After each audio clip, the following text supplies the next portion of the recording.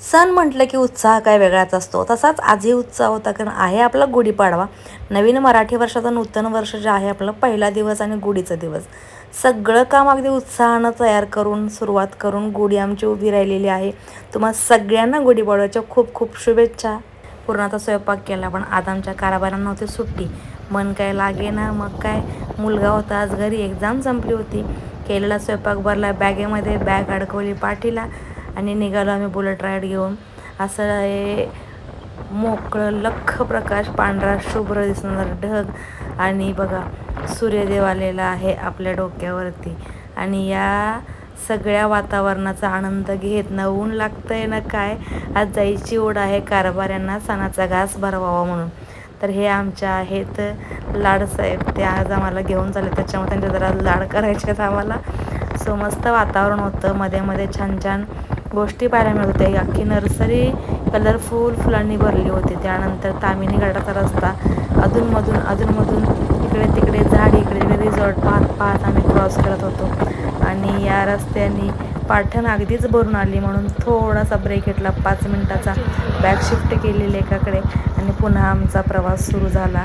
तामिनी घाटाकडे आम्ही मार्गस्थ होत होतो आणि जसं जसं पुढे जाईल तशा गाड्या मात्र कमी कमी होत होत्या. माझ्या मागे तुम्ही पाहताय, हा आहे मुळशी डॅम.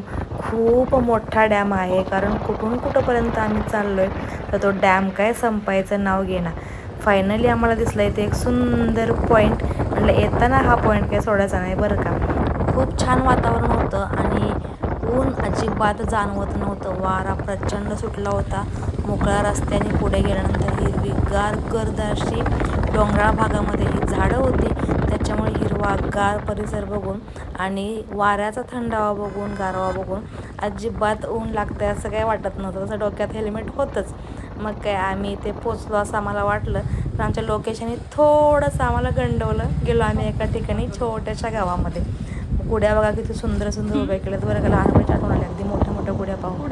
त्यानंतर फायनल लोकेशन चेक करत आम्ही पोचलो जिथे आम्हाला जायचं होतं तिथे, आणि सरप्राईज दिलं बरं का. टेन्शन हे होतं आमच्या कारभारी आम्ही जायच्या अगोदर जेवायला नकोत म्हणजे झालं. तर फायनली आज बाप्पाने सुद्धा साथ दिली होती आणि बरोबर डॉट टाईमला आम्ही पोचलो होतो. कॉल आल्यानंतर काय मग इकडे आमची स्वारी खुशच. म्हटलं आम्हाला माहीत नाही ना, मग गेटवर तुम्ही येऊन थांबा. सो सरप्राईज पाहून अगदी ते खुश झाले होते. खूप शांत येते, त्याच्यामुळे जास्त एक्सप्रेस होत नाही. तर आयुष्यात पहिल्यांदा मी यांच्या कामाच्या ठिकाणी आले होते असं काही सरप्राईज द्यायला. सो इकडचा कोकणातला प्लांट आम्ही पाहिला. तर फायनली आम्ही येऊन पोचलेलो आहोत आणि आमच्या साहेबांना मिळालेलं आहे सरप्राईज. आता आम्ही कंपनीतून चाललोय घरी जेवायला. डब्बा आमचा सोबत आहे. तर आज गुढीपाडव्याचा सुट्टी दिली नाही यांना, म्हणून चला पुरणाची पोळी इथे का होईना आणून खायला घालायची, कारण स्वित्झर्लंडपर्यंत पोहोचलेली पोळी आहे ना तुम्हाला. पुण्यात आलेली आहे पुरणपोळी घेऊन मी स्वतः आलेले आहे, कारभाऱ्यांसाठी कारभारीत आलेले आहे. तर कसं वाटलं सरप्राईज तुम्हाला?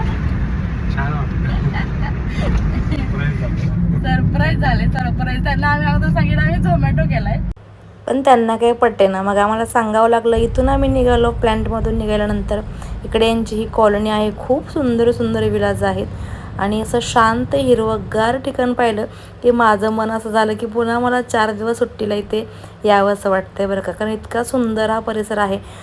आणि कोकणात वेळ घालवणं हे कोणाला नाही आवडणार नाही का, मग मी त्यातलीच नाही एक.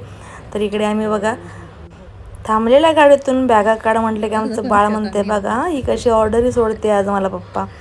सो पप्पांनी इकडे गेट ओपन केलं. घरामध्ये एंट्री करताच इतकं सुंदर आणि असं मन रमवणारं मला हे घर वाटलं ना.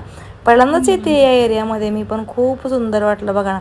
जसं आपण स्वप्नातलं घर पाहतो की इथे मला वेळ घालवणं आवडेल आणि निसर्गाच्या सानिध्यामध्ये राहणं आवडेल, तसंच काहीचं हे ठिकाण होतं. आणि नावसुद्धा बघा निवांत दिलेलं आहे या बंगलोला. आज सगळ्याच गोष्टी एकामागे एक व्यवस्थित मनासारख्या होत आहेत. त्यानंतर काय मस्त पुरणपोळीच्या स्वयंपाकाचा आनंद घेतला.